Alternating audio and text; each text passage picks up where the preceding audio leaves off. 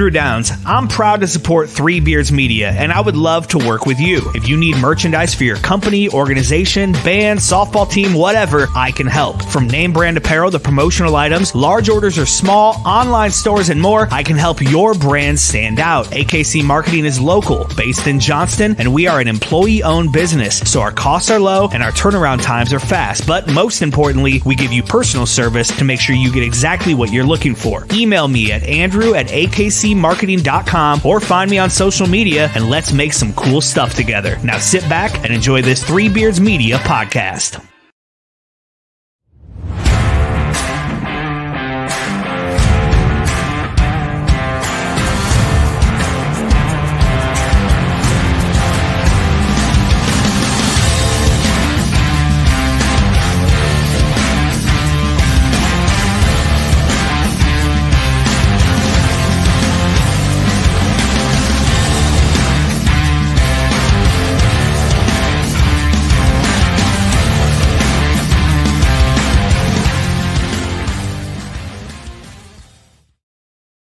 Hello and welcome everybody to another episode of False Starts live from the AKC Andrew Downs studio. Billy Blank, what's up, man? Yo, I like that new voice of God sounding thing, Andrew. That's what happens when you bring in. Yeah, that's what happens when you ask a professional to record. Yeah, you bring somebody in with some chops for some of these ads. That's right. Oh yeah, no, that was great.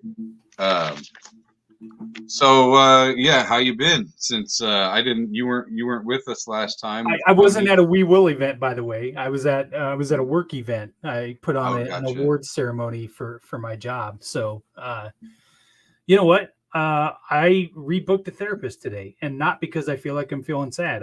I have not went back since I started this new job, just because I've just been kind of working. And you were cured because you were all cured. Everything was all about the job. Nope. But as I was thinking last week, I was thinking, you know what? I haven't seen him. I still should go and check in and still have those conversations. Yeah, I think I always say it's very important, I think, to go when you feel good. Yeah. Not just, I made another appointment and get back on track. So part of it was he couldn't be I couldn't go after work, and I worked till 5. But now that I've been there long enough and people know me, I can slip out at like 3:30 or whatever and go see this therapist. So it's all good. Like, hey, I gotta go get my head shrunk. That's right. If you want me on my best behavior, I gotta go talk to a therapist. And I would encourage you as well to even be open about that. Like you obviously whatever you prefer, but like I always make it a point when I'm around people to talk about the fact that I go to therapy, like if it comes. And so like I just as it will help other people in your workplace maybe feel more comfortable with it. Because I remember like going to therapy as a kid, I used to say like, I would say that I had a doctor's appointment. Yeah. But like now I say like, oh yeah, I have therapy. I got to go to therapy. I told you I did that retreat at church in February. And part of that was as I stood up, I gave a little bit of a speech after Mass, inviting men to want to go to this retreat. And part of that discussion was me talking about how I've had a rough couple of years mentally and things like that. And I'm looking for some peace. And a gentleman came up to me after that, and I had known him a little bit, and we've texted probably off and on a couple of days every week since then. He booked his first therapy appointment last week. Nice. Yeah. So it was kind of nice to, not that I had anything to do with it, but kind of what we've talked about here. If we're talking about it and they get something normalizing it, you know, that's really what it's about. And that's probably the perfect time to bring our guest on. This is a person who I wanted to have as a guest for a long time because he's a lot like me in that people from the outside looking in would expect that we probably wouldn't be the type to go to therapy or be open about it.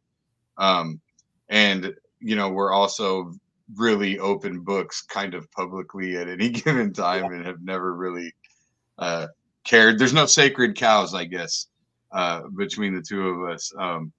But this is the guest I wanted to have in Mental Health Month. It's perfect because our guest tonight is a very open and honest person, and I couldn't think of anybody better for the month of May. So let's welcome Travis Justice of KXNO Morning Rush fame, along with the what is the fucking Benedict Arnold podcast you do? Yeah, I do a Nebraska podcast called Talk with Dr. Rob Zadiska, who's one of my really, really good friends. We go back to 2001, maybe, in broadcasting. And when I retired from broadcasting in from full-time broadcasting in 2010, him and I had been doing television for almost 10 years. We're like, let's just keep this going. And if you listen to the podcast, a lot of people think I'm Benedict Arnold, but if you listen to the podcast, I talked about Iowa. Talk a lot of shit, probably. I talk. So I do have to ask you guys a question. So I can swear on this podcast, right? Absolutely. Yes, no wonder you two are fucking depressed all the time, because I mean, look at your surroundings. Shipley's got a fucking shower curtain behind him, and Blank is like Buffalo Bill out of Silence of the Lambs with this little curtain and a window by the side. Send down the bucket. Give me the lotion. Look at me. I've got this little light coming on me, bald spot. Makes me look like Jesus, right? I mean, I've got this little pillow coming out of it. Was she a great big fat person? Wait. Give me the lotion. That's my favorite at the fucking door. Like, oh no, I don't know. Well, are you sure, sir? But wait. Is that great big fat pig? Was she a great big fat person? So what's going on, fellas? Thanks for having me. I appreciate it. We appreciate you coming on, Travis. Yeah, we appreciate you, and I do got to clarify. If you listen to the Morning Rush, this is not my regular studio. I really have a nice studio downstairs. I was flooded a couple weeks ago with massive amounts of water that destroyed my entire basement. So this is I normally have microphones kind of like you guys. I don't really wear a headset a lot, but now I'm in my kitchen. And my wife just loves me taking up all her space in her kitchen. I have gone through that as well. I was when it happened before. I was still married, and I was on the road. I was in Florida when it happened. So my ex-wife at the time pretty much had to deal with all of it. But she worked in insurance, so she got shit going really fast. And so it was in your case. Was it because what happened with us was a whole bunch of rain at once, and the storm sewers and stuff couldn't keep up with it. So it was sewage that backed up for us. So we had to get everything stripped and that's all nasty. that. Did you not have to? No, mine was a water main break at my meter, so it was clean water the whole way throughout. I came downstairs. Good. I had the largest basement swimming pool in Omaha, Nebraska. Is what I did. I mean, it was crystal clear, man. I sent a picture to Ross the morning it happened because it looks like you epoxied your floor. I had like 9 inches of epoxy on my floor, was just gleaming. But the problem was that it happened, and 2 days later I had to leave for New Orleans for my daughter's college graduation. You get back and realization hits you, and you're like, you're just overwhelmed. I mean, my wife started bawling when she got back here.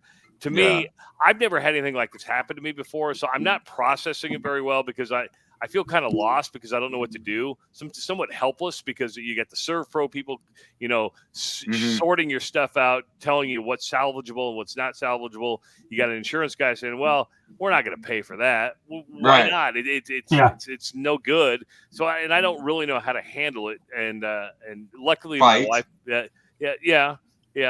On top of all definitely do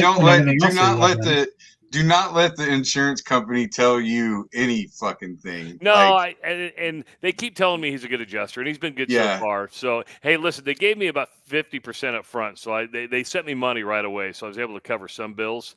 But and I can't imagine what that ServPro bill is. Those are the guys that came in and did everything. Do the cleaning, basically, and that's what had to happen here. But I had it to where like they had to saw off like 3 feet high.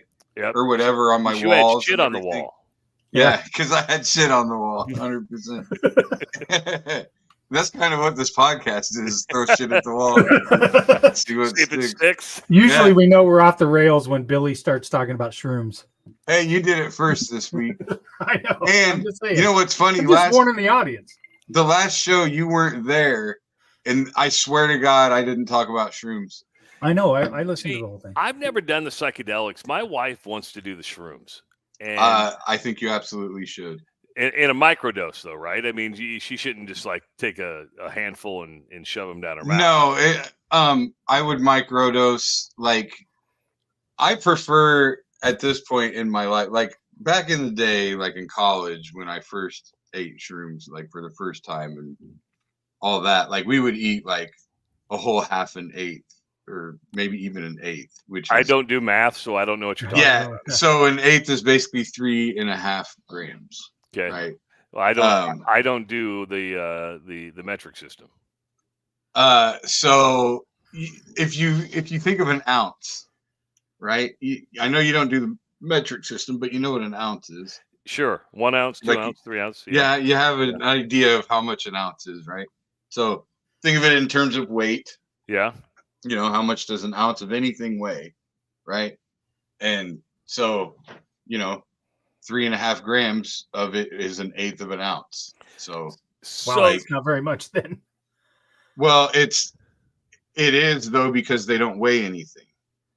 Okay. So like they're very light and they're dry. And so like that's an eighth of, if you ate a whole eighth of shrooms, you're having a good time for a while. Like,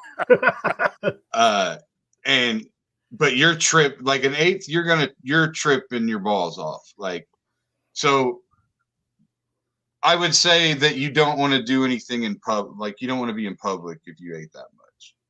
And you want to be around other people who also ate shrooms. You don't really want to be around. I don't want to be in public when I'm not high. And by the way, this sounds really weird. I've never been a drug guy, right? I'm not even a drinker that much. I've smoked pot like twice in my life. Now the gummies are a different story. I like the gummies.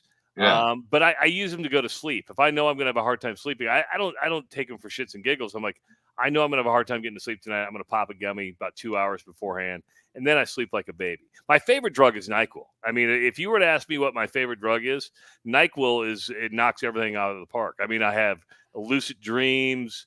I fall asleep real quick.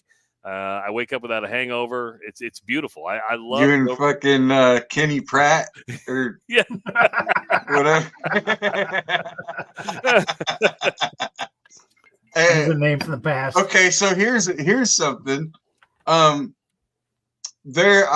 have read and heard a lot of talk about lucid dreaming in terms of mental health, right? Yeah. I know that they've done some studies, or they've tried to do a lot of it with like PTSD. Guys have returned from war or whatever, and they're having bad dreams and stuff, and like training, to lucid dream, which from what I've vaguely studied, because I got into it for a minute, and because to me, like that would be the best thing ever. Like that, being able to control your dreams would be better than any drug on planet Earth. Like all you would want to do is sleep. Isn't that called? Wasn't Leonardo DiCaprio in that movie called Inception? Wasn't that kind of what that was?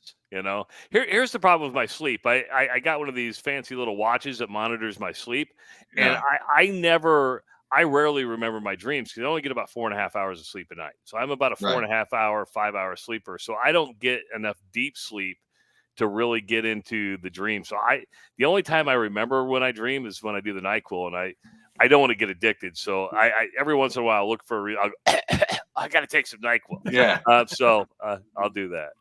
But I don't have many vices. Like, see, to me, that would be amazing though. Like if every night you go to sleep knowing that you can just fly to the bunny ranch and bang supermodels in your dream, and it just feels real as fuck. You just know. Did you hold your hand up for a reason? No, I'm just saying, like, it's, you can fly to the bunny ranch every day, any time of the day. In real life, it would cost you a lot of money if you just do it in your dreams. Well, yeah, I mean, but like, I don't know. I guess sometimes I think about it in those terms. Like I've seen, like there's VR porn now. I have an Oculus. I've seen the VR porn. Hold on. Have you done VR porn? You've done I've totally watched VR porn. Oh yeah.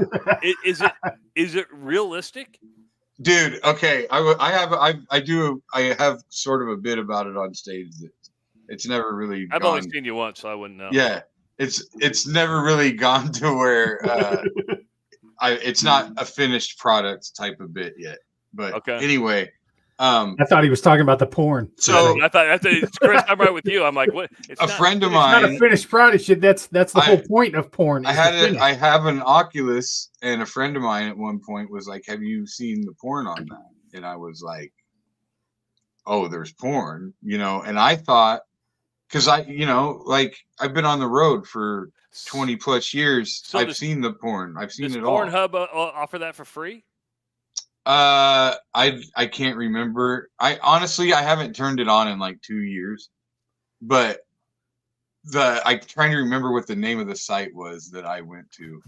I can't even remember the name of it anymore. Damn it. What was that called? I'll Google it for you. There's a whole bunch of them, and Pornhub does have a VR tab, I think, or whatever. Because you just go into it with the browser. Yeah. There's quite a few. I'll just let you know. Yeah. And so I thought it would just be the regular porn that you watch, but it would just be up close. Yeah. But no, it's done from first person point of view. Oh. And she's right there. Like it's so like, I've got a girlfriend now. I've been divorced now for 4 years now, almost 5 years. So if I didn't have a girlfriend right now, I would say that I was probably like, if this doesn't work out, I'd say I'm probably a fleshlight and a subscription away from never having a girl again. Do you have an OnlyFans account? Do you have an OnlyFans? You have an OnlyFans account? No. All right. No, I don't have any of that shit. All that shit seems pathetic to me. Like, porn's bad enough, but I'm not gonna pay for And I don't remember the last time I jerked off to porn. Really? I got a good spank bank. Like a lot of times I can just do it. I can just do it out of my brain. Like I honestly, you gonna hurry or something? Well, it's not like I'm lighting candles and making a night of it. I mean,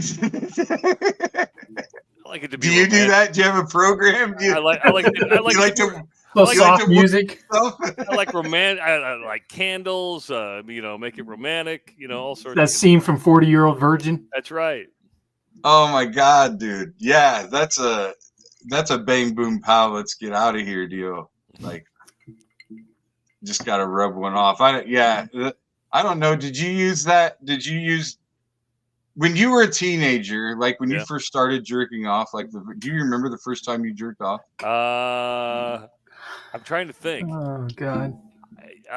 Yeah, I do. Because I remember it. Because I remember at How that do you age. Remember that? You don't remember the first time you jerked off? That's your first nut. That's your first nut. I do not remember. There's so many of them are just jumbled into one. Do you remember the first time you got laid? Yes, like that I do. Losing your virginity? Yes. How do you not remember like losing your hand virginity? I don't know. Because it was so long. You don't remember like the world opening up that moment? No, I remember having immense guilt. That's what I remember. Yeah, you poor Catholic kid. I wasn't even Catholic then. Never had guilt. Never had guilt. So I don't now. But see, when I was that age, everybody made fun of it. Like, oh yeah, like your friends and stuff made fun of jerking off. Well, I tell you what, it's funny that you say this because what bothers me about where I'm going to go here is that of all the times that you do that when you're a kid, what happened was when I was in high school, the girl that I was dating at the time, who I lost my virginity to, went to school and said she looked at my back window and I was twisting one off, and I wasn't. And so she went to school and told everybody, right? And so I became this. I mean, I don't like the word bullying because I mean, at the end of the day, I mean, I guess you could say I was bullied because of it. And then I showed up to school one day, and there's Vaseline all over my locker, and they took me down. I mean, that's bullying. Shit that didn't actually happen. Yeah, I remember that. And that's what I said. I said, if I was actually doing it, I would have owned up to it. You guys, I mean, I would have owned up to it. I'm like, I wasn't doing it that night. I wasn't. And I go, you just went to school and told you just made some shit up. Yeah. And that messed me up for a long time. I went in the hospital. It wasn't long because I had a bunch of stuff out there going after that. I ended up in a mental institution for 2 weeks, not long after. Really? Yeah, I've been hospitalized. See, I love that you bring that up because I distinctly remember those kind of stories as a kid where there was a kid we just decided was the weird kid, and then somebody and not to say that they had decided you were the weird kid in this instance, but the kid that like, hey, so and so was jerking off in the back of the bus on the band trip, so and so saw him, and then they repeat the story and they say that they actually witnessed it even though they didn't, so they sound credible, and then it snowballs into whatever, and then it's true. It might as well be fucking true. The interesting part about that is the story lives on forever. And because, I was on television in the Omaha market, which included my hometown, for about, 20 years, 25 years. And every time, and I don't go home that much because every time I go back, I feel like people are really? The news fucking got jerking off. Yeah. It's crazy how that stuff. But I had a bunch of stuff going on in my life as that was going on, which is a hard time. That 16, 17-year-old, that's a hard time. Sure. Yeah, I was hospitalized probably, it was probably about 2 or 3 weeks, maybe a month after that. So it was. This was during the school year? Yeah, it was during the school year. I mean, they smothered my locker in Vaseline, filled a condom up with milk. I mean, just mean shit. But wow. Yeah. I mean, and I remember would constitute that as bullying. I would definitely. Yeah, but Chris, I don't like the word because I think it's overused sometimes. It feels more like hazing, maybe. No, I absolutely more than. I think it's overused as well. Yeah, but I mean, the thing is, I haven't let that define who I am as a person or who I was as an individual, right? I'm like, sure, that was just some mean shit. I know who did it, and I don't talk to those people anymore, right? I mean, my life's turned out pretty darn good. Not saying I don't have issues. I got plenty of them, but it's I didn't let that define who I was going to be as a person. I'm just like, whatever, Well, and that's where. Go ahead, Chris. I'm curious. Getting hospitalized. I know you've mentioned a few times you had a contentious relationship with your father. Yeah, things like that. So, who initiated that hospital? Was that something that you said I really need to go? Was it your parents? I got to set the story up. So if you want the whole story, I'll give it to you. I mean, because I still remember the night like it was yesterday. But so you got to understand when it comes to mental illness, and this is just my own personal opinion. I'm not a doctor. This is what I think. I think you have true chemical imbalance to where that bipolar stuff hits in. But I would say a lot of us that suffer what I would call mental illness is traumatization. Right. I mean, it's learned behaviors. It's what you saw. It's how you just got messed up. And, I lived in a pretty decent family for the most part. I mean, I was pretty upper middle class. My 3 older brothers were gone by the time I was in 4th or 5th grade. So I consider myself kind of an only child, and I didn't see a lot of the stuff that was going on in my household until I went on a date with a girl from Trainer, Iowa. I come home one night and my mom is beat to a pulp. I mean, just absolutely beat to a pulp. And I had you got to remember, I'm the starting quarterback of the football team. I play basketball. I'm a starter on the basketball team. And I didn't know what to do. I mean, he'd taken her, thrown her down, taken a loaf of bread, tried to choke her with it. And she had him arrested that night. And it rocked my world. I mean, because I'd never seen that. And then I come to find out that it had been going on for years. My mom had told me that, the first time she had a baby, she went to my oldest brother. She was in the hospital with bruises, and so you start finding this stuff out and it just messes you up. just totally messes you up, right? And so I went crazy. I didn't know what to do, and I didn't talk to my dad after that. He never apologized. He tried to come to see me in the hospital, or he did try to come see me in the hospital, but I got to get to how I got to the hospital. And it was probably 6 or 7 months after that. We hadn't talked, and stuff starts going on. And my brother was in the Marine Corps, and he brought home some samurai swords from when he was overseas. And I remember I walked out and I picked up one of the swords that he got in the Philippines. And I swear to God, hand to heaven, I was going to kill him. I had the sword in my hand, and I was going to kill him because he was sleeping on the couch. And you just sit there with that, and stuff's going through your brain, and you're like, you know what? It ain't worth it. I need to go get some help. I remember walking upstairs telling my mom, I got to go. I got to get some help. I was just had this stuff going through my head. And I'll never forget this. We get in the car. We're driving to St. Joe's, right? St. Joe's is the mental institution in Omaha. And we show up, and they're like, we're full. I'm like, what? We're full. We're full. So I end up in the McDermott ward at Mercy Hospital in Council Bluffs, and I spent 2 weeks there. What I learned about being in a mental institution and a hospital was I wasn't as fucked up as I thought I was. There was some messed up people. Yeah. Everybody's got a story, right? And I'm not saying my story's any worse than anybody else, but I'm sitting there going, oh, you got it bad. You got it bad. You got it bad. Sure. And I'm like, okay, I can go home now. They're like, no, you're here for 2 weeks, buddy. You're here for 2 weeks. So I spent 2 weeks, a good 2 weeks away. My dad tried to visit me in the hospital. It was really weird. We'd reconciled for a little bit, but our relationship did not end well by any means. So it's, that's my story of being hospitalized, Chris. That's how I got there. And I talk about it. I've never told the story on the radio about the samurai sword because I think that's a little bit too much. Maybe it needs to be something like this where you can have a free flowing conversation. But I appreciate that. I think if you guys, I share a lot of this stuff on the radio, and I don't know if our program directors like it or not, but what Ross and I both find is when I do share these stories, you have a lot more in common with people than what you think. Everybody's got a story. Travis, it's funny you say that because as you were telling that story, I was kind of in the same situation with my siblings. All of my siblings were older, and I was probably 7, 8, and I was with my mom and dad exclusively after that. Yeah. So, and you and Ross do a really good job of mixing in, sports and whatever and stuff whatever. It's right. But you're right.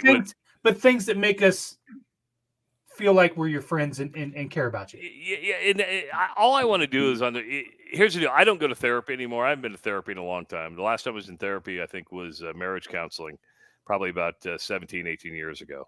But shit, I thought you went to therapy all the time. No, here's the deal, Bill. I don't, because the radio show is my therapy. Yeah. I really do believe that. I think I get my best therapy from the radio show, that I can go on, tell my stories, talk about it, have Ross there to jab with me. I get a text from you, every morning if something like. So I do find that to be a therapy session, and then the private messages that come in after that.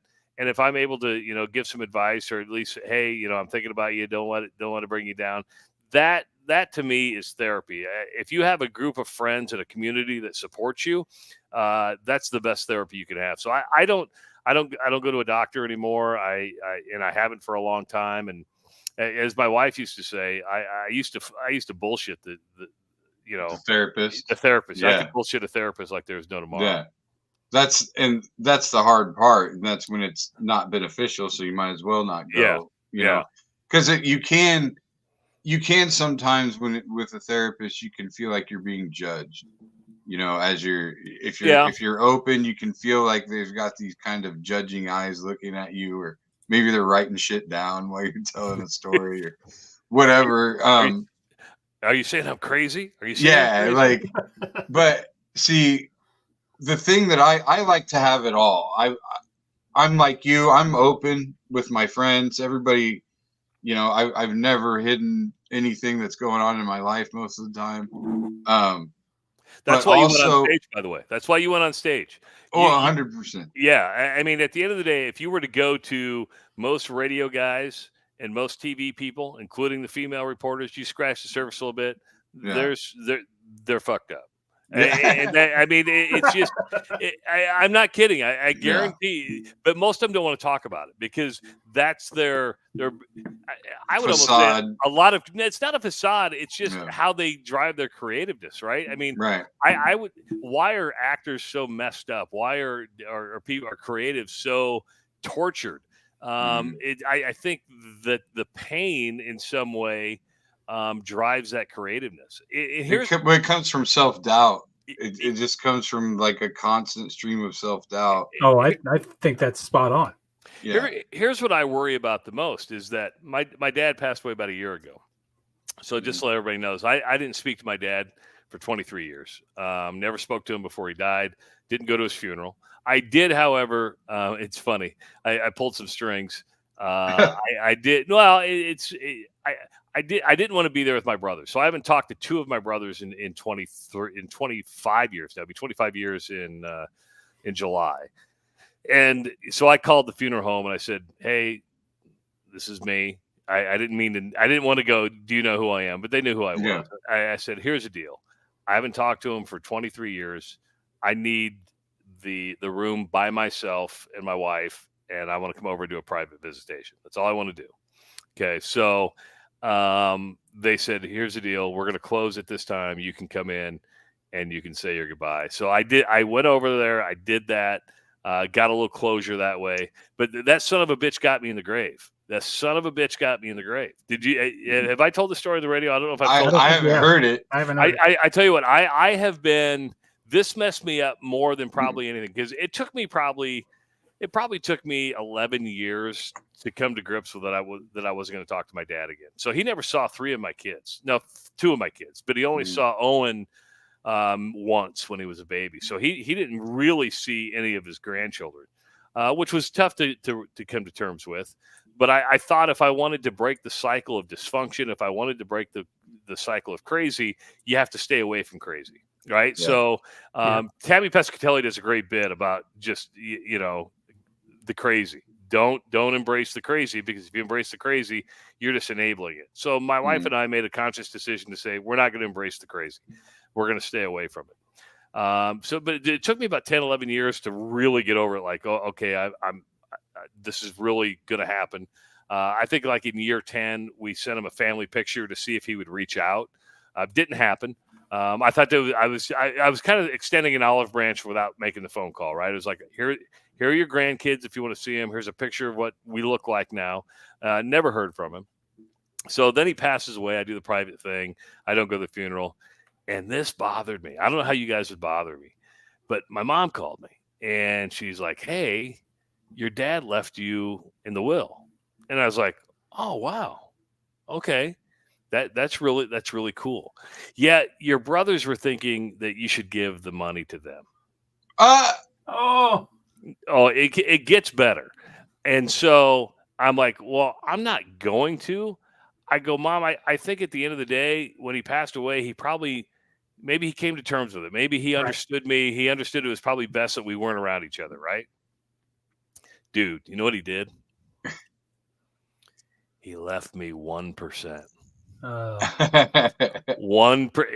that hurts more because as I told my wife, I said I would have much rather had it be zero. I was prepared for nothing. I was prepared, and it wasn't about the money. It was about the 1%. Right? It was the message. It was the message that he sent you. He sent me a message from the grave that I'm 1%, and so I went batshit for like 6 months because everybody was kind of surprised how well I was doing. And then when the 1% came, I'm like, that messed me up. And so this is where I want. I start going, okay, he had the balls to give me 1% and send a message, but then still puts me on his headstone. So if you go see his headstone, my name's on there. So so I'm now trying to get my name off the headstone. And my mom's like, "What are you doing?" I'm like, "I don't want to be on the headstone. If I said I want my name covered up or I want to put 1% behind my name. Yeah. Or 1% of your name. Yeah. I'm 1%. If I'm only worth 1%, and again, it wasn't about the money. It was like, man, you just called me 1% of a son. Right. And listen, I wasn't a great son to him, and he wasn't a great father to me. I wish he wouldn't have even put me in the will. I didn't expect to, because I sure as hell didn't expect to. And then, when did the 23 years begin? Did it begin the moment you picked up the sword? No. The 23 years began, believe it or not. We'd reconciled after that. Listen, my dad was just as mentally ill as in the same way that I am from a learned traumatic behavior, right? Was he a drinker? He was an alcoholic. And it didn't start until Owen was born. So Owen would be 25. He paid. I'm the only kid to go to college. He paid for. I never had any college debt. He paid for everything for me to go. I went to Grandview. I just get checks every quarter, and he go pay your tuition. So he paid all my tuition. I know he was extremely proud that I went to college. I think he was pretty honored that I was on television and was doing something. But that creativeness, I always felt I was motivated to please him. Does that make sense? I was always, what drove me from a career standpoint was, okay, I need to please him no matter what. I need to show him that I can make it. And I think I did that up until I had closure. And the closure happened even before he passed away. But I would say that my motivation career-wise is gone. I from a career, like I was like, I want to be on, I want to keep moving up markets. I want to do this. And then when the closure hit, you're like, oh, am I still motivated to be on television? Am I still motivated to do radio? I think I'm still motivated to do radio every day because I get to do it on my terms. But the wanting to please all the time and try to get some kind of gratification from him was what drove me and motivated me to be the best at what I was in my field. Now I've kind of had to adjust and find different things to motivate me, but that was the big motivator. That's why I look at comics.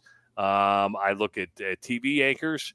I look at actors. I look at artists. I look at musicians, and I'm like, man, a lot of people are tortured souls because that's where the best stuff comes from. It really comes from that stuff. It's weird because parentally, everything was fine. My issues all probably were with my mom at different times, but outside of that, it was just more my dad. My dad wasn't the type to say I love you or I'm proud of you. Yeah, either was like fine. he just didn't say the words. I think it made him uncomfortable at some point. Like, he was very affectionate when I was little. I remember us being like more affectionate than most people up until, like, I want to say somewhere in junior high. I feel like maybe it made him more uncomfortable, or he was trying not to embarrass me, or who knows. But the interesting thing about cutting somebody off, and this is where trauma still affects me today. And Chris, unfortunately, you're on the receiving end of this. Is that, and I don't mean this in a mean way, is that I'm a loyalist, right? I have a very small group of people around me. If I let you in, I demand loyalty, right? And if you cross me in any way, you're dead to me. You're just really dead to me. I'll be cordial to you, but I'm never going to let you in again. And I'm never going to really open up to you because I can't trust you. So I have major trust issues. That's why I have 3 friends in my life, and Ross Peterson is one of them. Todd Bailey in Des Moines is another one, and that's about it. And if you think about that, it's kind of unique because those friends are 100 miles away from me. So so it's like a distance, but I trust them. And I tell them stuff that I don't tell anybody else, or I can call them, but I don't have any high school friends that I hang out with. I went to college with Todd Bailey. Otherwise, I have acquaintances that I hold at arm's length, and I just don't trust people. And I've come to terms with that. I can live with that. I'm happy with that. I'm not really close with my mom anymore. I probably had some mommy issues for a long time, and that we were almost too good of friends. And then my brothers and I were never close. And I don't talk to two of them now, and I never will again. And I'm okay with that. And I think my kid, what I was worried a bit is screwing my kids up, right? And I did enough to screw my kids up. And I have 4 wonderful children who I think are extremely talented, and they're creatives, and I encourage them to do their own thing, and I tell them I love them every day. I try to make sure that they know they're loved in this family, but I think I'm sure they have questions. They've never really asked me, but I think they've seen enough now. They're like, okay, I understand what Dad did there, and I think Anjanette, my wife, has done a really good job of saying, hey, we kind of took you away from the crazy, but I still have trust issues, and that's why I don't reach out to a lot of people, which is weird, right? With the morning show, when I invite that community and I share stuff with people, I don't mind doing that because that's my therapy. But when people meet me for the first time, they're like, well, you're not like that. You're nothing like you are on the radio. Well, I'm not doing a show right now, right? And yeah. I trust this microphone probably than I trust more people. I mean, this is it's just kind of who I am. Well, Travis, let me jump in here real quick, Bill, because I'll just address the elephant in the room real quick here. I respect that. I respect what you said. I understand it. I did do something wrong. I sent you an apology. I don't know if you read it. I read it. Okay. I read it, and I'm like. But I understand where you're coming from, and I respect it. So yeah, I mean, it's not that I'm pissed at you. It's just because even Bill's like, you got to give Chris a break. I'm like, it is what it is. But I was man enough to admit that I was wrong. You did. I'll give you that. I will give you that. I don't think we're going to be best friends. That's fine. But I respect you, and I think you do a great job, and I'm a fan of yours. Well, so. here's what I think I'm good at, or is that, and Ross has taught me this morning thing, is politics can mess a lot of things up. Oh, right. And the way, and I hate this attitude now to where you have to pick a team to be on. And if you're not on my, and this is straight from Ross Peterson's mouth. If you're not on my team, you're dead to me. Well, yeah. I don't view life like that. And I don't either. I hate that shit. And the truth is, more people need to live in people make fun of small towns. They do. They make fun of small towns. They're hicks. Y'all, you're too conservative. You live out on the farm. Some of the best stuff I've ever seen is you go to the local coffee shop in Minden, Iowa, where the farmers are sitting there. You've got farmers that are Democrats. You got farmers that are Republicans. They sit there and they fight. They argue. And then they go to their fields and come back the next day and say, hey, Jim, hey, Bob, how you doing? And they start all over again. It doesn't get personal. It's too much stuff is just personal. Now social media's done it. And don't get me wrong. I probably take stuff a little bit too personal. But Chris, I think with us, and I even forget what the story, how it started, right? If you would have just come to me privately and said, hey, dude, you've crossed a line with me. I can't listen to you. If I remember correctly, it happened on Twitter and stuff. I'm like, really? You're going to do it online? Really? And I get it. But it's just one of those things where I don't tweet a lot because I don't think you can have a civil conversation. Ooh, where'd Chris go? Did I piss him off? Yeah, you must have just. Did I piss him off? I don't know. Something must have shut off or something. There he is. What happened? Internet access. Thank God for a hotspot. Well, Jesus. Man, I was like, geez. I'm sure what you said was super nice. I'm sure you. No, but what I. I missed the whole fucking thing. I don't tweet or get into conversations on Twitter a lot because you can't have a civil and conversation and read body language, hear inflection, hear intention. And that's why I go, I'm just going to save it for the radio. I'm going to bring it up on the radio because I think it's a good enough topic to talk about. Save it for a podcast like this. And you can have discussions where you may disagree, but at least you might be able to come to some kind of common ground. Because I think if most people would have a decent discussion, that they could find common ground. I mean, if somebody says, "Wow," I like the line from Ted Lasso, the "Be Curious" one. Remember, he's playing darts. He's like, nobody was just curious. I'm curious about people. I think I'm a really good interviewer. I love to interview people. And I know some people, when they listen to me talk to even celebrities or coaches, are like, how can you ask those questions? I'm like, because I don't care. What I want to know. Yeah, I go, I don't care about X's and O's. In a way, I want to know how your brain works. Yeah, that's why when Mark Farley comes on, we're always talking about, you going deer hunting, what'd you do? Yeah. He tells us great stories. To me, you get to know the person, then you kind of understand what makes that motor tick, right? If you get to understand what makes the motor tick, you're able to understand a little bit, and you're like, okay, I get you, I understand you, I know where you're coming from. So that's why I share my stories, so people at least know how I think, how I tick. I'm not saying you have to agree with me. I'm just saying let's have a civil conversation in some of this stuff. Well, there's no growth in surrounding yourself with nothing but like-minded people. Oh, it's tribalism. I make it a point. Like, I know for a fact you and I probably disagree politically on a shit ton of things. I'll be honest. I'm a libertarian, right? I grew up a Reagan Republican, and for many good reasons. My dad's business flourished under Reagan. I watched my dad invest. I watched my dad build a small business. I watched him really grow under the Reagan administration. Listen, I voted once for Bill Clinton. I voted for Barack Obama. I vote for Democrats here. I don't like this. You have to pick one team and just. I don't either. I hate it. Yeah.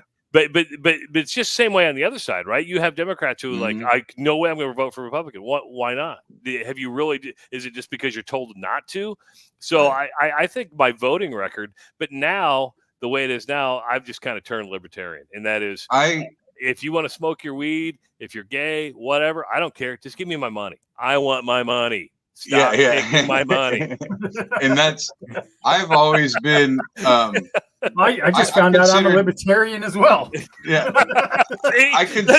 I mean, honestly, how quick was that? If that's what you boil it down to, like I've been registered libertarian for a long time, but I always switch back and forth if I wanted to caucus one way or the other. Yeah, see, we don't have the caucus system here. So yeah, and so, but my thing, I hate the two-party system. I'm the same way. I think as long as you're not hurting anybody, you should do whatever you want, and I would like to keep my money. But there's been more. I think I'm more liberal than most libertarians, so I don't feel, because I'm a lot more like a lot of libertarians are pro-life, and I'm pro-choice.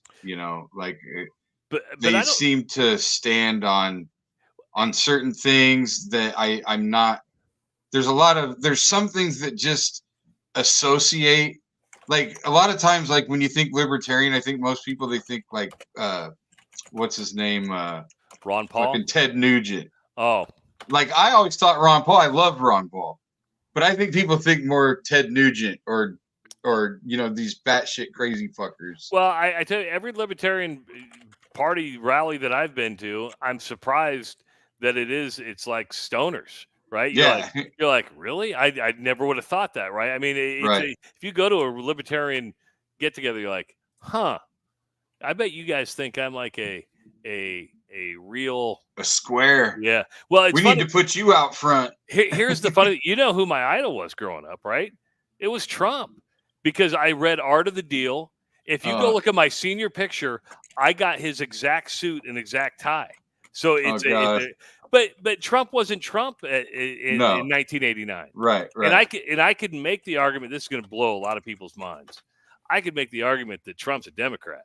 The way he spent money, and he's a New York Democrat. I mean, he is. That's what's crazy. But you mentioned that you're seeing a lot of different people in the Libertarian Party. It's because there's a ton of Republicans who don't know where to go right now. There's no home. I mean, everybody's like, "Oh, if you're a Republican, you're bad." I'm like, no. There's a lot of people who are just fiscally conservative, who don't want to be in debt.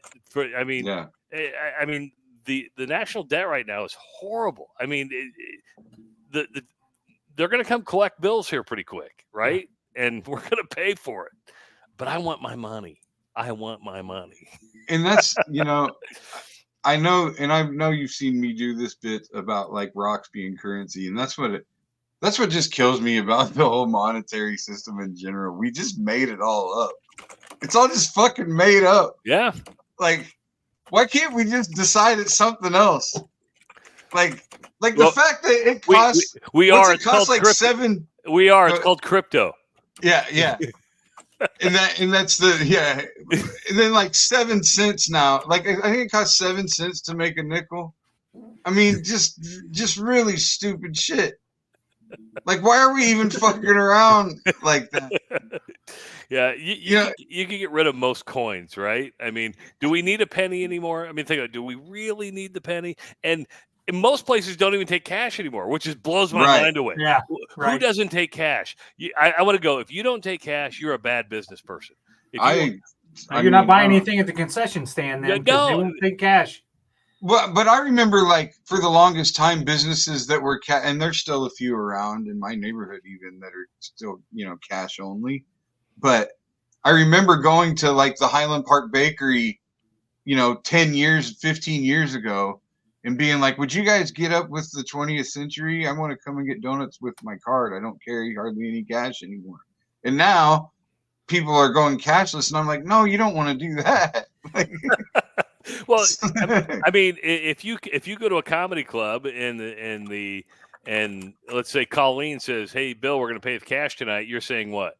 Oh, yes. Oh, yeah. Fuck yeah. My old man ran his store, and there was 2 prices, a regular price and a cash price. Yes. Yeah.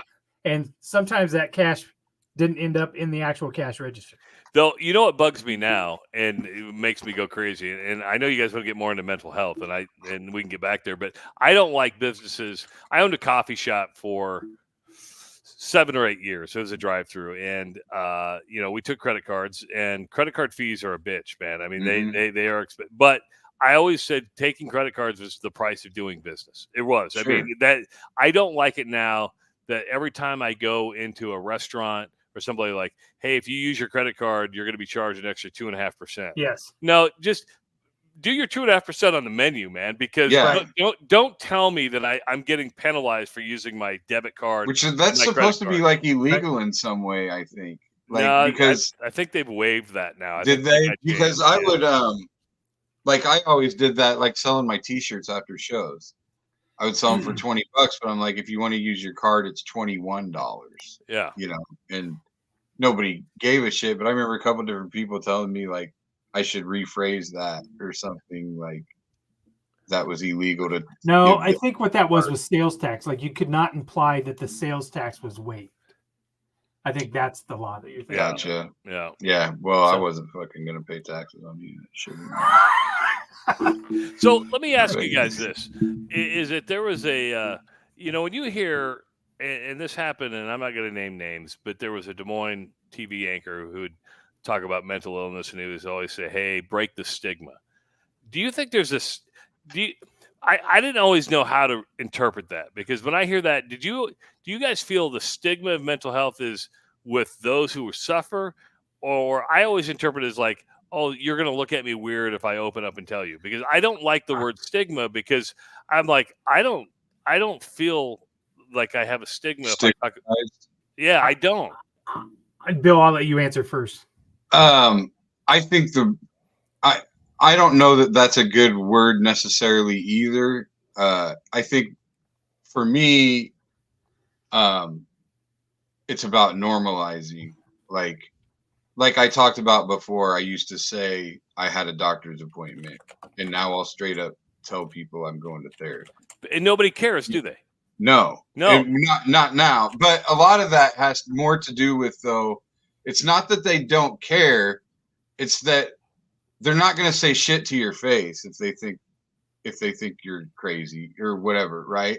So just by virtue of saying it out loud and sort of normalizing it, whether or not they care internally or externally, because usually what it is, people are hesitating themselves to go, because of whatever stigma they have in their own head.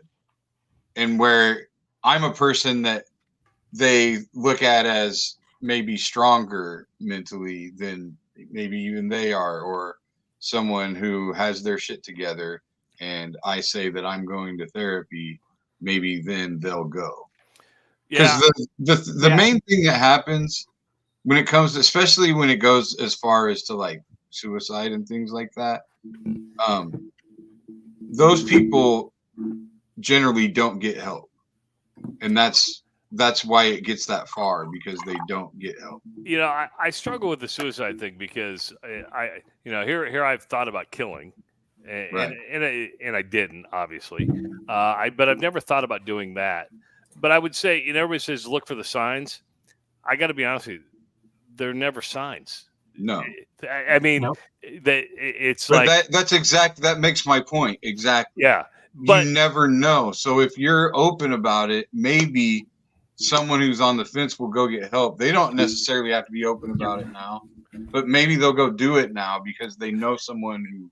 Travis, you're spot on, because yesterday was the 16th, 17th anniversary of my nephew committing suicide. And that kid was the funnest, most lighthearted kid you had ever met in your entire life. You never would have thought that he had a care in the world. Hung himself in a basement. Yeah, and you're like, well, didn't you see the signs? No, we didn't see the signs. No. No, if we'd have saw the signs, he wouldn't have hung himself. Right. I mean, well, hopefully, or we'd have tried to do something. I mean, rarely do you hear a case of, boy, we saw this one coming. Then why didn't you do? Then that's on you. But 99% of the people are like, I had no clue.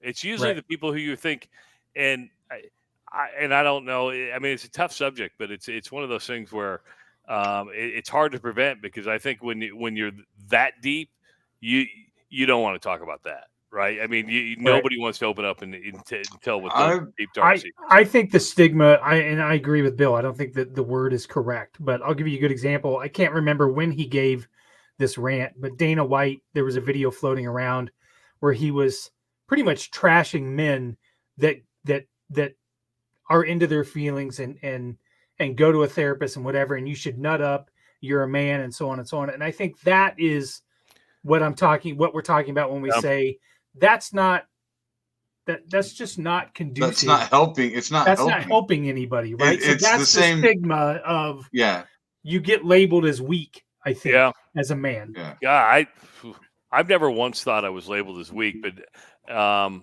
if you heard that guy's rant, you would think that that's what he means.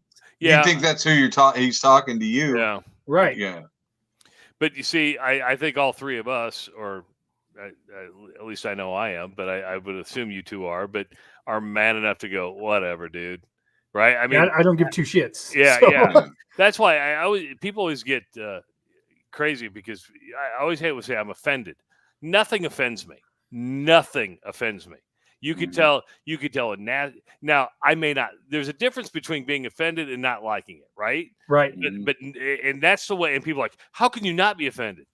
Well, what was offensive? I mean, it doesn't affect me. And again, my buddy Ross Peterson helped me with this. Usually, if you're offended to the point where you have to go on Facebook or Twitter and say this is offensive, that's a you problem, and you probably need to take a deeper look at yourself to see why you're offended. Now, you can go, man, I did not like that, or it's grandstanding.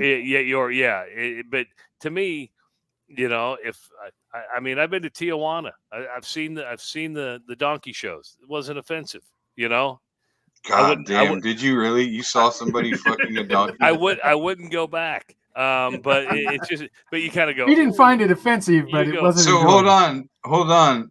Who was fucking the donkey? Wait, I gotta know how this. No, it was just. This was God. It was one of those things where let's go to Tijuana.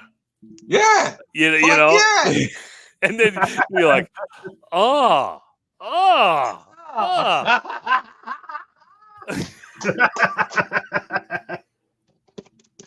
That scene out of Godfather. My God. And I know we have this in common, Trav. I love a train wreck, man. And I will definitely stand, and you know that probably says something about my mentality, you know, my mental makeup. I don't know, but I do need a different level to be entertained. Like I need a different. Like I was watching. I think we talked about this when Heather was on here. There was a story on Vice about. I think it's in Colombia somewhere. It was like a rite of passage where. Like the 13-year-old boys fuck donkeys before they have sex with girls. Yeah. And it's like a thing, and they sit around and they like, and then they had a cab driver. They got in a cab, and this cab driver took them out and fucked the donkey in front of them on camera. Well, I mean, Bill, you've been on the Todd and Tyler show. Yes. So I was on the Todd and Tyler show for 14 years, right? Yeah. I did that show for 14 years. And one of their running bits, you know, before they got all PC, was, you know, that 99% of farm kids had their first sexual experiences was a goat, or a sheep or something, you know. So I mean, it's, you know, bestiality jokes are funny. That's they are. They're fucking. This is so where I usually cut in and say we need to go to our sponsor because it's always the most inopportune time. Did you know that dolphins like have blowhole sex with each other? Like dolphins are like humans. Like they'll do oral, they do all this shit. Well, not only that, but have you How ever do you seen know that? Because the videos are out there. They're videos. I watched yeah. And dolphins, like, you know, they say the dolphin brain is like almost like the human. You ever seen the videos where dolphins like start humping humans? Like when you there was two. I watched two different stories. I feel like we've had this conversation before, Bill and I. We did when Heather was on. The one a lady had to jerk off a dolphin every day to get it to do all the stuff she wanted it to do. It wouldn't do anything until she jerked it off. And then a dude had like a full-on relationship because there's that's weird. It's not offensive. It's just weird.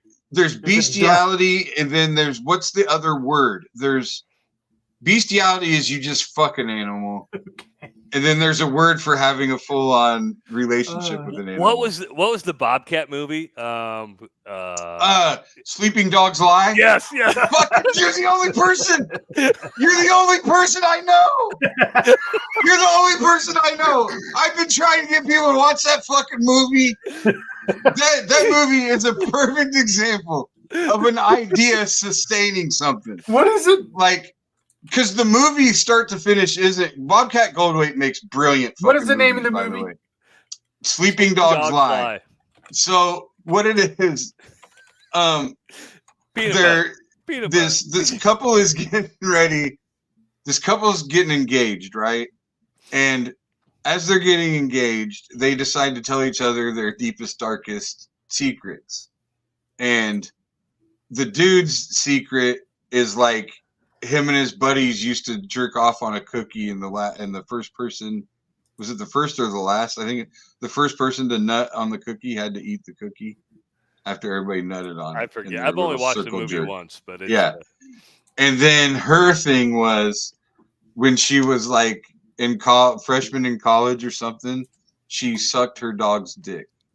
I found the trailer. And the opening scene is that college. Yes. Yes. And so the whole movie is basically him. Everything's different. He can't get over the fact that his soon-to-be wife sucked the dog's dick. And that's like the whole movie is him trying to get around that. And it's not like, but it's just the idea of it is so good that you're in there. Watching. Yeah, it's not as good as like World's Greatest Dad or God Bless America. Like, it's not as good as those, but Bobcat Shakes the Clown is a fucking tremendous movie. It is. He's not lying. I haven't seen that either. Yeah, you got to. That's Bobcat's first movie. You watch Shakes first. You watch Shakes the Clown first. Okay. All right. It's fantastic. Robin Williams is in Shakes. Robin Williams, speaking of mental illness, Robin Williams and Bobcat were close. They were very close, yes. And have you seen World's Greatest Dad, Chris? No. See, that movie is fucking beyond brilliant. Like, people don't. Have you seen it, Travis? Robin Williams, yes, yeah. See, that movie is Robin Williams is a professor at this school, or a teacher, English teacher, and he wanted to be an author. And he submitted novels, whatever, to publishing companies all the time and always got rejected. And his son went to the school and was a huge prick that nobody liked. And eventually he finds his son had autoerotic asphyxiated himself in his room.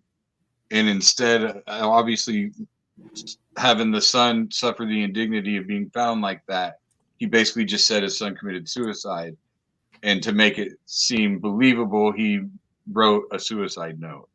Well, the suicide note goes viral.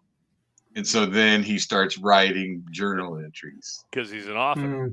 Yeah. And so because it's under the guise of this kid who committed suicide, it starts getting more and more famous and blah, blah, blah. But it's, you know, it's him writing it the whole time. See, I learned so much on this show. But but the brilliance of it. That's not a joke either. I mean, right. I learned so much on this show. The brilliance of that idea, though, is after the kid commits suicide, when they go to school, there's signs everywhere about how much everybody will love and miss him. And everybody's like, oh, and they have grief counselors and stuff. And nobody liked him. He was a fucking prick and everybody hated him. But as soon as he died, everybody's, oh, and I remember that happening in high school. I remember a guy dying in high school that nobody, well, and I shouldn't say that because his friends gave a fuck about him. And I shouldn't, that's kind of a prick thing to say. But he wasn't like this popular kid. And I hardly even knew. I just knew who he was. And that was the only reason after that was that he died. But I remember people talking about him and being sad about it. And I was like, you didn't even know that motherfucker. Like, and so that's what spoke to me in that movie was like, oh, we miss you, Daniel. That's because they want to make it about themselves. Well, and that's what happens. Yeah. People want in on that thing that's a little bit bigger, you know? Yep. I'm going to take a quick break, and then, Travis, are you good to stick around a little bit longer? Sure. Why not? We're an hour and 10 minutes in. Why not? I would love to talk about the Camino that Ross took and how you missed out on that and how that ties into your faith. So let's go. Oh yeah, I want to talk about that fucking thing too. Yeah,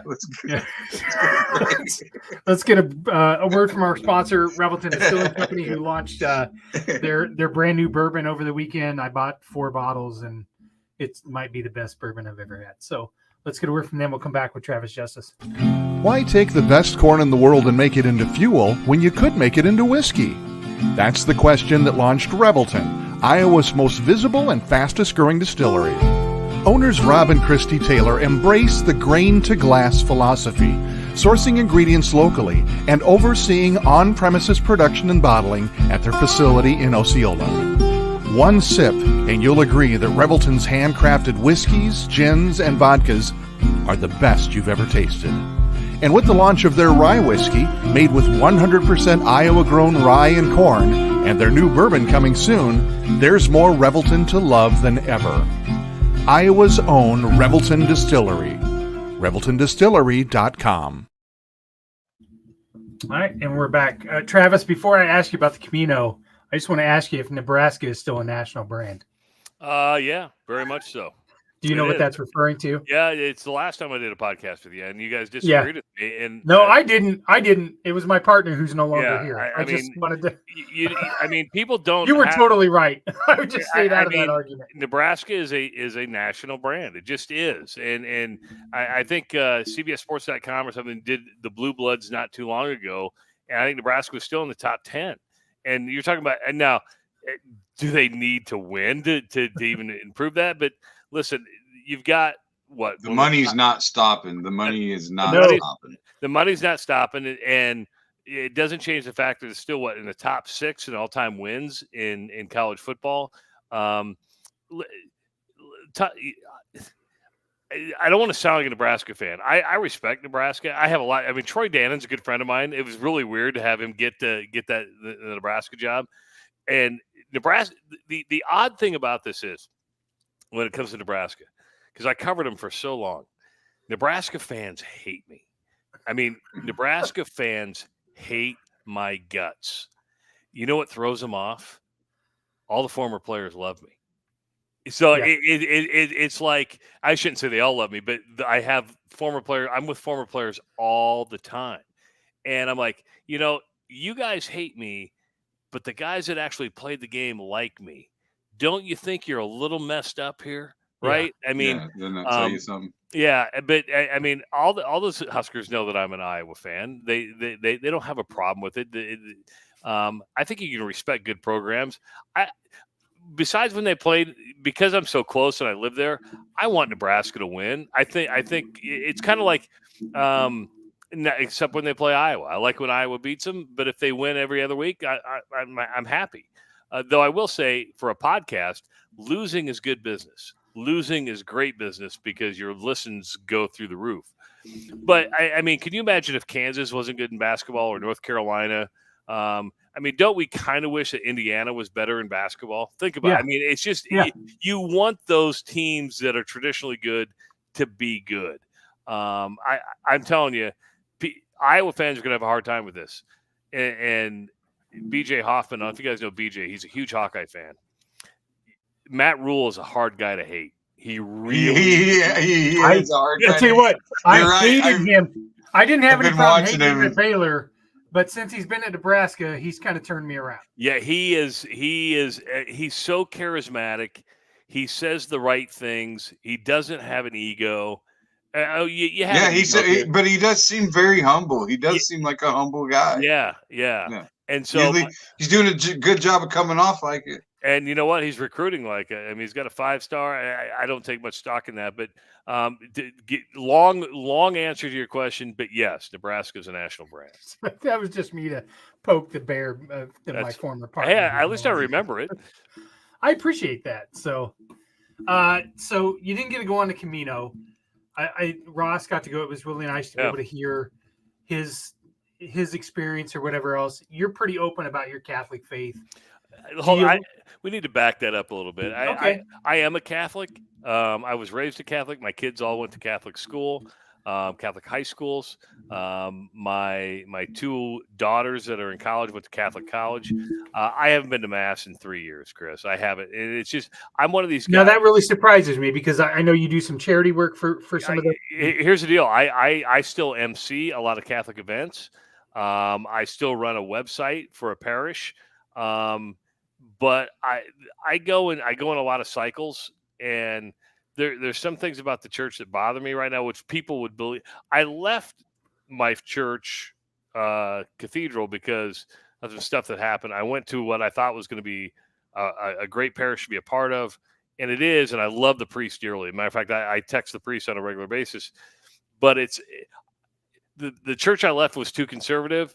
The church I'm now is way too liberal. Does that make sense? And so I'm trying to find this happy medium, and I struggle with it. I believe in the sacraments. I believe in, and people are going to like, I just listened to this podcast. There's no way you believe in that. Yes, I do. But I'm one of these guys that's kind of a cyclical Catholic, and that is, I'll go to Mass for when it's most convenient. No. I don't. I'm not a Christian Catholic. What I'll do is I'll go all in.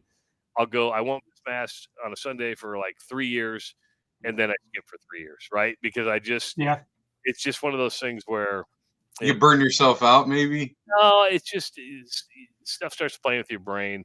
I let the rosary to me is still one of the greatest prayers out there.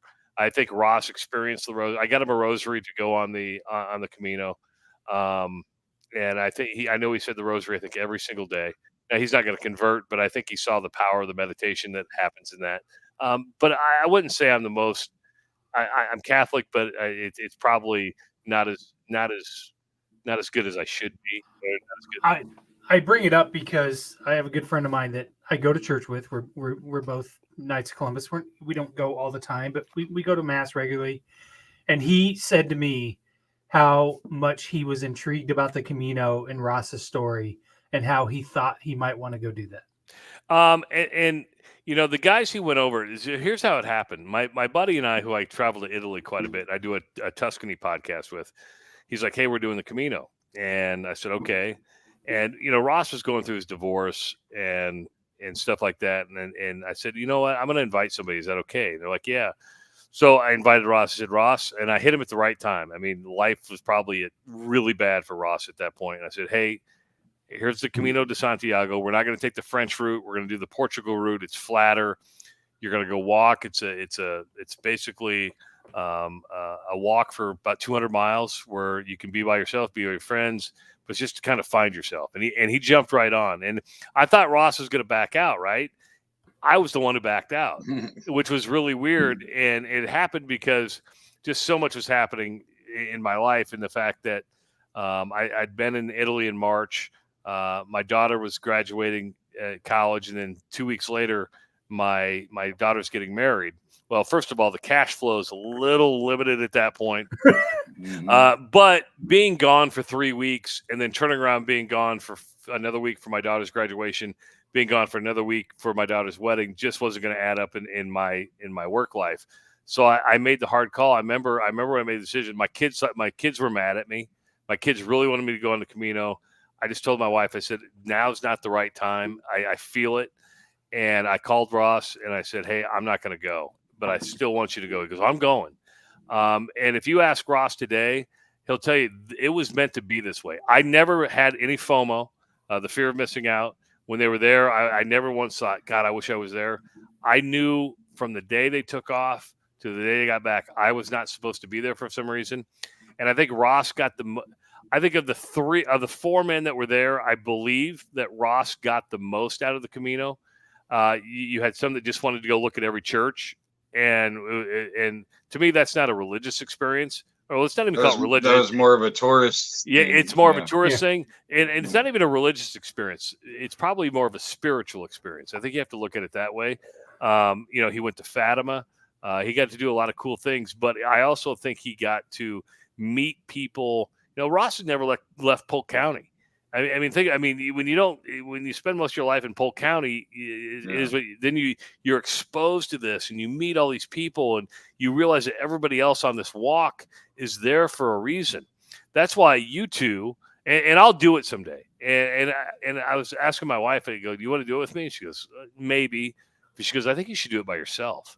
And I go, that would be intriguing. I'd be a little scared. Because I always like a crutch, right? You're going to walk 200 miles in Portugal. Something familiar. Yeah, but yeah. I'll do it someday. I do believe that, whether that's the French route or if it's something I'll do. But I really believe it was, here I'm getting philosophical, spiritual, and religious. I do believe it was God telling me, Ross needs to do this. It's his time. If you just go there with him, and Ross and I even talk about it, we're going to be doing a show the whole time, right? We're just going to be, one up at each other, slapstick and doing that. So I'm glad he got to do it. Have you guys ever watched the movie The Way? It's with Martin Sheen and Emilio Estevez. Right? Yeah. Ross told me about it. Yeah, it's a good description of The Way, and it's a good movie. I encourage people to watch it, but it's. Hey, I heard you talking about a men's retreat earlier. Yeah. Are you coming over to the Cloisters on the Platte? No, I'm not. I'm not. Have you ever heard of the Cloisters? I have not heard of it. No. So look up cloistersontheplatte.com. It's owned by the Ricketts family, who owns the Chicago Cubs, who started TD Ameritrade. But what is it again? Cloisters what? Cloisters on the Platte, and it is a retreat center. It's free. Now they do ask for a goodwill donation. You're staying in 5-star luxury, but it's a silent retreat over 3 days. When I say silent, I mean you go to study, you go to confession, you go to mass. Now it's open to everybody, but they do women one weekend and men the next. I think Chris, if you're into retreats, Bill wouldn't fit in there. When he comes to Omaha, he goes to see Colleen and then goes to a sports bar with Willie and smokes cigarettes and eats chicken wings. So, I went to this retreat right before I became Catholic when I was going through RCIA. Oh, so you're a convert. You're a conservative dude. So I've helped put on the retreat. I've given a witness probably every year. My witness has changed significantly from the first time that I gave it to the last time. But this last one in February, I think, was the one that finally snapped me out of a lot of things. I went to confession, and I'm being completely honest with you, I bawled for probably a half an hour afterwards. Called my wife and told her what a terrible husband I was. And I've had some demons, and I've yet to give in to those demons since. Okay, are your demons chemical? And what I mean by that, I mean, no. We brought it up. So is yours trauma like most people? Yeah, a little bit. Okay. And addiction. Drugs, alcohol, what? No. Sex? Food? I would say, yeah. Food is probably one, but yeah, I mean, pornography, things like that were trouble for me. And I'm not saying that it's never going to happen again. Fuck that, dude. Get the fucking flashlight and the VR headset. But I'm being honest when I say, no, I know. Get the VR I think something really finally snapped with me that night. Yeah, you know, I'm not saying to wrap this up, but I do say this. This is a simplistic maybe way of mental illness, but the only people who can deal with it is yourself. That's why you really have to make a conscious effort to say, fuck it, I'm done with this, right? I mean, you have to, because I watch people online. I think social media makes more people depressed because all they do is get on there and talk about how bad their life is. And I think they're just looking for likes, clicks, and comments. I'm like, stop it, right? I mean, you can't get better unless you really want to get better. Does that make sense? Yeah. I mean, sooner or later, it speaks exactly to what I'm talking about. And don't get me wrong, I understand, and I'm talking about probably more with the traumatic stuff and the learned behavior. I get the chemical imbalances stuff, and that's there's stuff you can't do about that. But when it comes to people who have suffered trauma like myself, or Chris, maybe yourself, you sooner or later, you just got to take ownership. You got to say, hey, I got to get better, or it's not going to get. If I don't lead the charge, and whether that's starting by going to therapy or making little changes in your life, but you can't sit there and bitch about it the whole time because it just becomes repetitive. And I know that's people may not like to hear that, but that's what's worked for me. I just had to say, screw it. I'm not going around my dad. I'm going to try to be the best dad I can be. I'm going to make sure I raise my kids and be the best husband I can be. And it took me a while to get there, but I realized I had to take ownership. I'm going to look Were at your wife's parents around? Yeah. So they weren't deprived of the grandparent experience. No, not at all. Not at all. Go ahead, Chris. I'm sorry. That's okay. That's all right. Travis, I appreciate you coming on, taking time out. Congratulations to your daughter for graduating and for the wedding. Yeah, the wedding. I got to give a speech, man. I'm a little nervous. I keep practicing and I keep bawling. Don't bawl. Yeah. See, this is the fucking thing. This is where people are fucking stupid. This is what drives me nuts. Yeah, like, Travis, you're stupid. I've done. Yeah, I mean, honestly, like, I've done several eulogies. I've done like 3 eulogies at funerals, right? I this past year when my sister got inducted into the Hall of Fame at my high school, I inducted her, like I introduced her, and I am not. Ross will tell you. I emceed an event where Ross was the keynote speaker, and when Ross specifically asked me to come and MC it and introduce him, and I cried when I introduced Ross. I am not capable of publicly telling people how much I love someone or something without getting emotional, and people will always say afterwards, like I did the eulogy at my grandma's funeral. I cried through the whole thing, but you do things to make sure you're coherent, but you're emotional through the thing. And then people are like, oh, I couldn't do it. I'd cry. Who gives a fuck if you cry? Cry. That's the problem, Bill, is that I'm not coherent when I do it. Yeah. I mean, I lose it. And you have to gather yourself, and it can take longer than it should. The weird thing is I don't cry. The only time, and my wife will tell you this, the only time I cry is at my kids' events. So like when I was at New Orleans last week, I bawled. When I go to Owen's concerts, I sit there and weep because I'm so proud. Right? Sure. Yeah. I'm Paul Rhodes, man. I'm so proud. Well, it's the only time in your life, though. Up until you had children, you never took pride in someone else's milestone. No, ever. And that's not me living vicariously through my kids. I'm like, no, oh my God, look what you've accomplished. Yeah, you just love them that much. Yeah. It really is that. And I don't know if sometimes I don't know if they understand that. I think they think I'm, oh, Dad, stop it, whatever. But they'll understand it when they get older. Yeah, I hope so. I hope so. They will. My son's the first time he wrestled, like had a big like wrestling event, like he had a great night, and like there were 80 people there to see him, and like they were chanting his name, and like finally his star, shined. And I was so happy that he got to experience that moment. And I was a mess afterwards. Yeah. Like, and so like, yeah, I mean, that's just the only time up until you have kids, it's just, you never I remember I'd be playing quarterback while, we're playing football with neighborhood kids, and I'd throw my son a little bit better passes. Yeah. That's what dads do. You just, that's why I coach Little League, so my kid could hit cleanup. Yeah. That's right. But yeah, I mean, go ahead, Bill. I'll let you finish up. Well, I just wanted like this Camino thing. Ross told me all about it, and it sounds. I mean, it sounds like even if I went on it, I'm sure I'd get something out of it.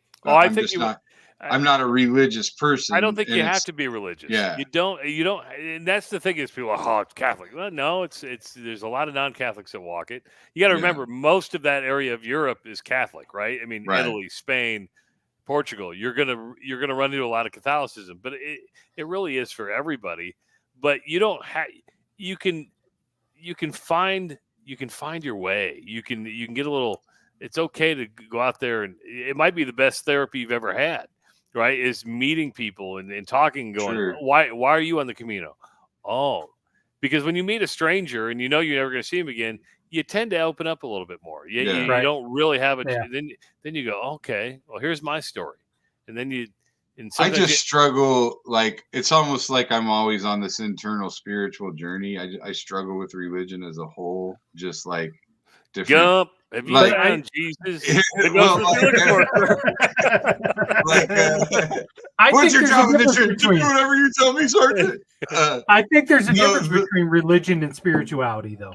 Well, what I'm talking about, though, is like, and I brought this up before, but like I just watched, was it Love Wins on Netflix about the cult where the chick fucking turned blue and like everybody was I don't know, some cult, and like this chick was dead in her bed for like 2 weeks, and the cops come and they're all walking around like she's gonna wake up and this is gonna happen, and like they all believed it. I mean, you could see it. They believed this shit, and you're sitting here going, how do these people get so far gone? Like, how does your mind believe this? Dude. And then I look at stuff like the Camino has this thing called a golden year, right? Where you're absolved of all your sins. Like, to me, that's the same kind of shit. And that's why it's hard. You know what I mean? It's hard for me. As a Catholic, I always liked general absolution. Yeah, I didn't have to go in the confessional. It's like, absolutely. Hey, there's people, what a great loophole. There's too many people here tonight. We're going to do general absolution, Sweet. And only on this podcast can we start with Sleeping Dogs Lie and end up talking about Catholicism. I mean, yeah, we talked about Oculus porn. We talked about Oculus porn at the beginning. It's all about having a good time talking about hard things. But at the end of the day, I think what it demonstrates is no matter how messed you up you are, you're all good people. We do bad things, and we're looking for better things, right? And we just want to be good people. And I think that's the case with most people. And we want to feel okay about the bad things we did. And God, for people, God kind of can do that where it's like, well, God forgives me. I don't need the person I wronged to forgive me. And here I thought you were an atheist agnostic, so I didn't. I'm agnostic. I consider myself agnostic. I'm not an atheist because I think that's just as batshit crazy. Well, it's one of those things where you just, what's wrong with hedging your bet, right? I mean, 100%. That's what I've said.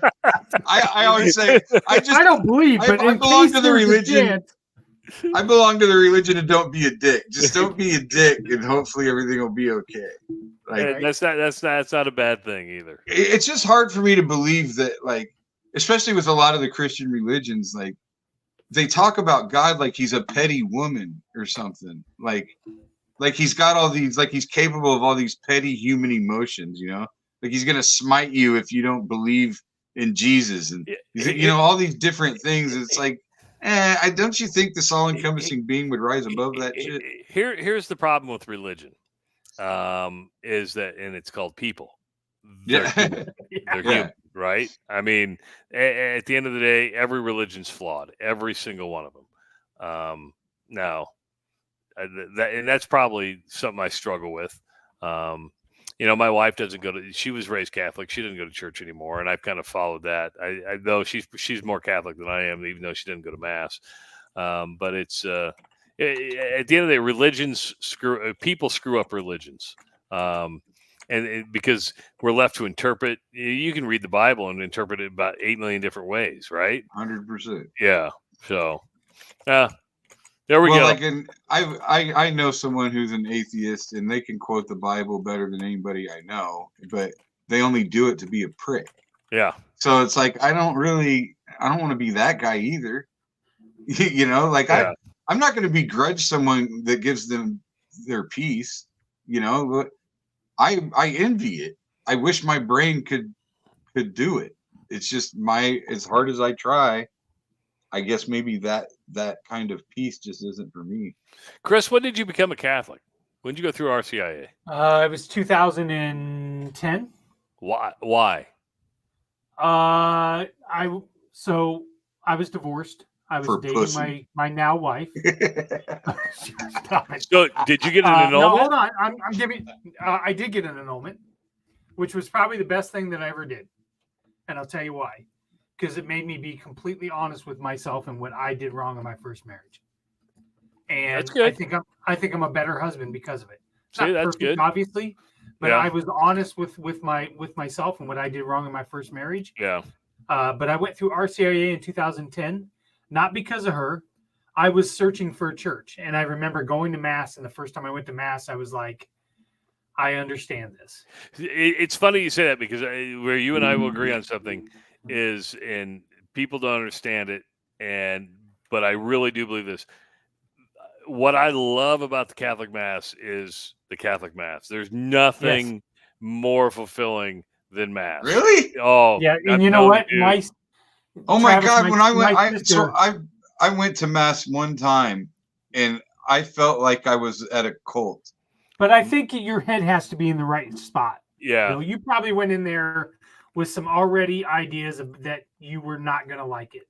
Travis, my 60-year-old sister had never been to mass. She came last Sunday because she's been struggling to find a church, and I invited her to come to mass. She left and she said, that was the most beautiful thing I've ever experienced. And I said, you know what the beauty of the mass is? You can go anywhere in the world and you will understand it. Yep. Because it's the same thing all the way through. You know, it's not a theater. It's not, you know, thumping music. It's not right. It's just, it's very solemn. Hey, you know, all right, I'm gonna drop Bill out of the. I'm gonna drop Bill out. Bill, I'll tell you what. I tell you what. One of the greatest things I've ever been to. There's an abbey. Gregorian chant's pretty badass. It's badass, dude. And if you go to, there's an abbey up on the top of the hill in Florence, where twice a day they do Gregorian chants, and the monks are cloistered. They're behind the altar. You don't get to see them, but all you do is hear them. And it's very therapeutic, man. I bet it's cool. I bet that's really cool. I will tell you what I'm jealous of, Travis, are your fish fries over there. Every year when you talk about those fish fries and how amazing they are, I can't even get our parish to serve beer. You know, I mean, fish fries here, I mean, they're like fish fry tours. There are buses that will go on fish fry tours, go to a different place. Fish fries over here, not Wisconsin. In Omaha? Oh, yeah. Well, my wife grew up in Harlan, and I hear all about she's a Cyclone, Westphalia. Huh? I hear all about Westphalia parish picnics. So did she grow up in Westphalia, Panama, Portsmouth? She grew up in Harlan, but a lot of her family were from Westphalia. So shout out to the Buck Snort. I did a show at the Buck Snort in Harlan. Yes. Tell your wife. Tell your wife I was married in Portsmouth, so I was. That's part of the Harlan community. The boroughs there. The Harlan wouldn't be as good as it was if it wasn't for all those farm kids. So was it a Catholic wedding? Oh, absolutely. But I see. I've been lucky enough. I haven't had to go to a Catholic. But wedding. my daughter who went to Catholic grade school, went to Catholic high school, went to Catholic college, is getting married next week. It's an outdoor wedding. It's going to take about 10 minutes. Yeah, that's the ideal. Get to the party. Is it cheaper? I don't know. Just for future reference, I got to know. We'll probably drop close to $20,000 on this thing. Yeah, I God. Have to go with that, well, but you know what? Up the bills with that in the basement. But it's tent rental. It's. I mean, Brooks. Oh, it's a lot. I mean, Chris Mahari's costing me money. I'm going with the best photographer I can find. I got Brooks Reynolds and JR's catering. They're going all the way over to Muscatine to cater this thing.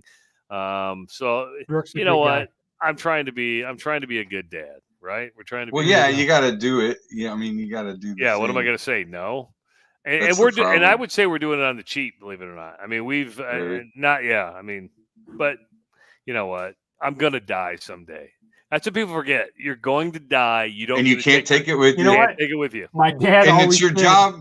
It's your job to raise your children to be capable to not need you to leave them shit. Yes. Right. Yes. You know.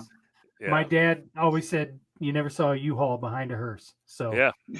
Might as well spend it all. Because my dad my dad talks about that right now, like what's going to be left, and like I'm like, Dad, all three of your kids are fine.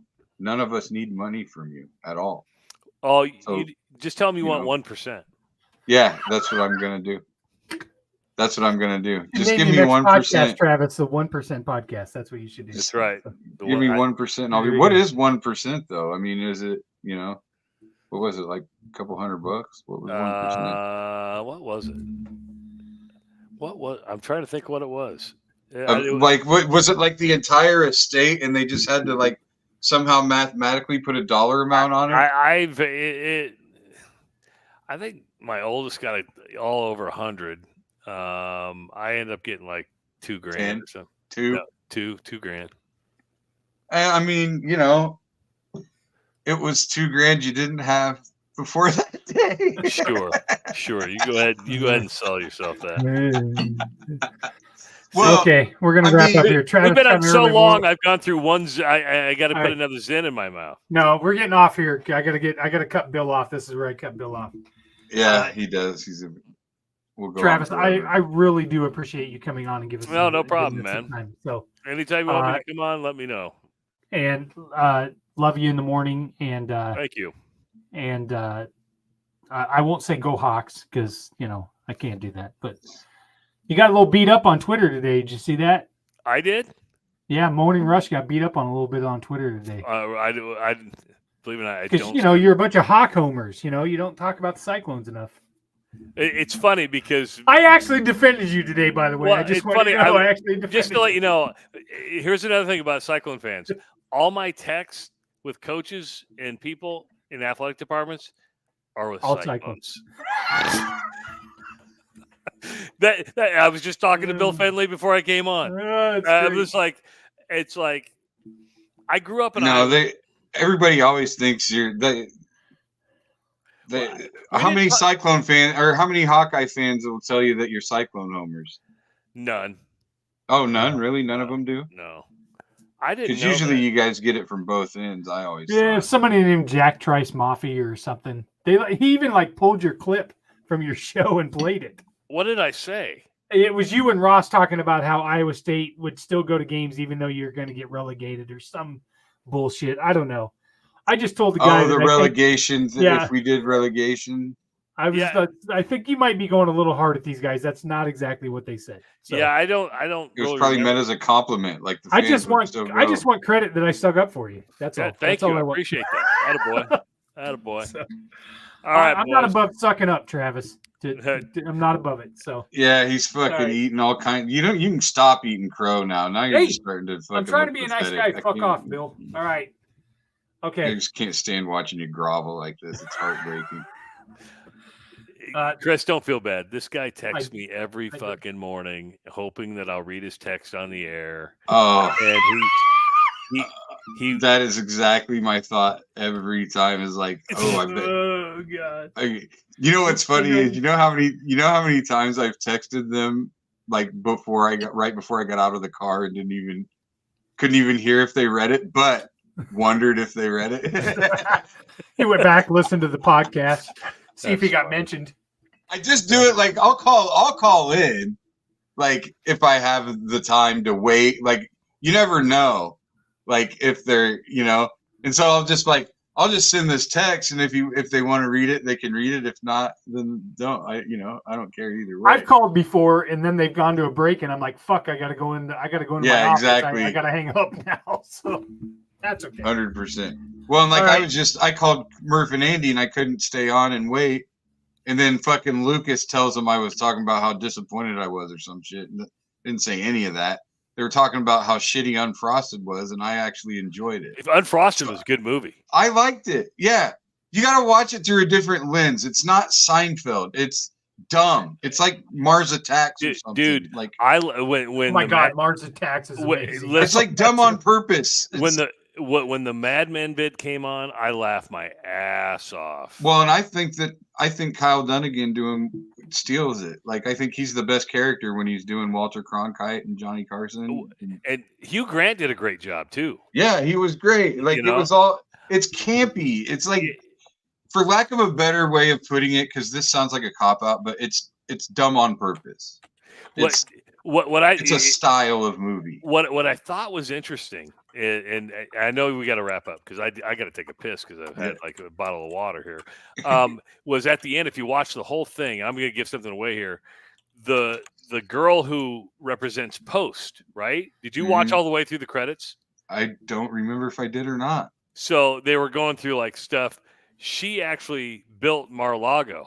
And they're like, at the end, they're like, Mar-a-Lago, true story. Like, she started, she did Mar-a-Lago where Trump lives now. Oh my God.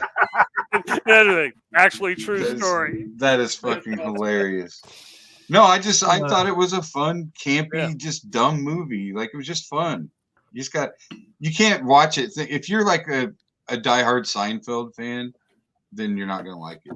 Yeah, that's what I'm not a diehard. I'm not either. Yeah. So. All right, Travis, we're gonna wrap up here. Travis, thank you so much. Love you. I'll text you on the air tomorrow. Thanks, buddy. Appreciate it. You can call Billy, thanks as always. Great conversation. Yep. Check out all the rest of the podcasts on the Three Beards Media Network.